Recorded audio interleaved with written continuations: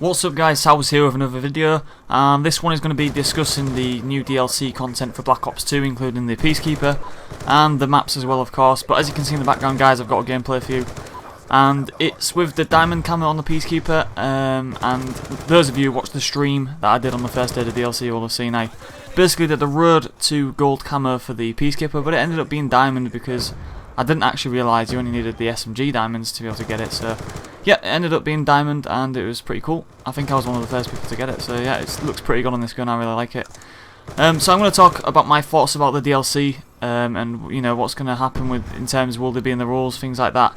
But yeah, it's a public gameplay as you can see, and I think you know it's a gameplay that's going to have a lot of action, so you're going to be able to see the gun, how quick it drops people, what it's like. So I thought you know public gameplay would kind of suit this. So you know, don't shoot me or anything, but yeah, hopefully you guys enjoyed it in the background. Quite a bit of action, like I say.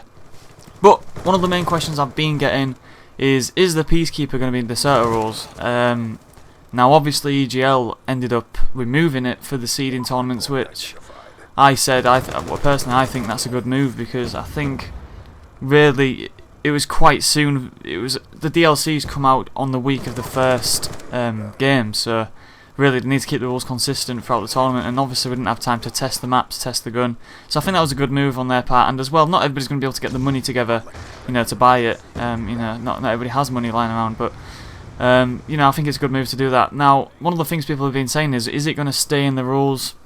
Because at the moment, Deserter, the rules for Deserter haven't like officially announced that it's banned or anything. But whether it will be or not is yet to be decided, I think. But it seems quite likely that it might be for Deserter. I think from what I've heard, MLG are going to allow it, which yeah, I mean that's kind of good. I really like the gun from using it so far. I really think it's a really good gun. I enjoyed using it. I mean, those of you who watched the stream, I pretty much said that. I think with grip, extending mags and quick draw, it's just a really good gun. Really versatile and really fun to use as well. I really enjoyed playing. I didn't really get bored using it. It's such a unique gun, and it's just, I don't know what it was about it. It's just such a pleasant gun to use. Like it's not frustrating like some other guns. It seemed pretty consistent to me. I don't know why. It just seemed really consistent and really efficient, and it was really nice to use. So yeah, I really enjoyed the gun, and I kind of do wish that Treyarch made it free in private lobbies. I made a tweet about this, saying that you know Treyarch should make it free in private lobbies. If you think about it, the only people that won't buy the gun if it's free in private lobbies are competitive players. Now, they always bang on about how small competitive gaming is to us and how little we are compared to the big picture. So if that's true, then surely if they made it free in private games, they're not losing much money. So to me, if they truly do support the scene, they'll make it free in private games. That's, you know, that's all I'm going to say on that. That's just how I see it on that. But, you know, let's say they don't make it free in private games. I can understand why, you know, Deserter and EGL would want to ban it. I really do, because you know, at the end of the day, it kind of brings this sense that it's pay to win, which you see a lot in LoL. From what I've heard, I don't play the game myself, but you know, people I speak to say that League of Legends is like that. You have to buy characters and stuff, and it kind of brings that kind of element into it. And do we really want that in competitive Call of Duty? Do we want the factor where you have to pay to have the best gun kind of thing?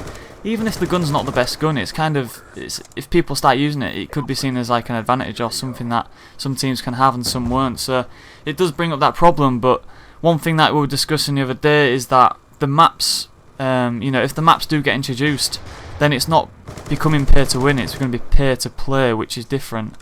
So I think if the maps, you know, do get introduced, then I think we should definitely look at allowing it, because obviously the guns and the maps come as a package. You know, you can't buy one or the other. So it really does depend, guys, on what happens with, you know, if Treyarch make the gun free, if they don't make the gun free, if the maps get introduced into the rule set.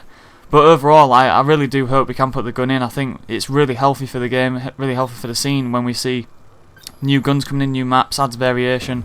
And so I'm really liking this. I really do hope Treyarch keep it up. But as far as I know, MLG are keeping it in, guys, which I hope they do actually, really. But you know, we'll see what happens anyway. But yeah, just a quick wrap up on it there. Drop your thoughts below, guys, because I know a lot of you have different opinions, and it's interesting to see them. But yeah, thanks for watching, guys, and as always, please drop the video a like. All support helps out, and I will see you in the next video. Take it easy.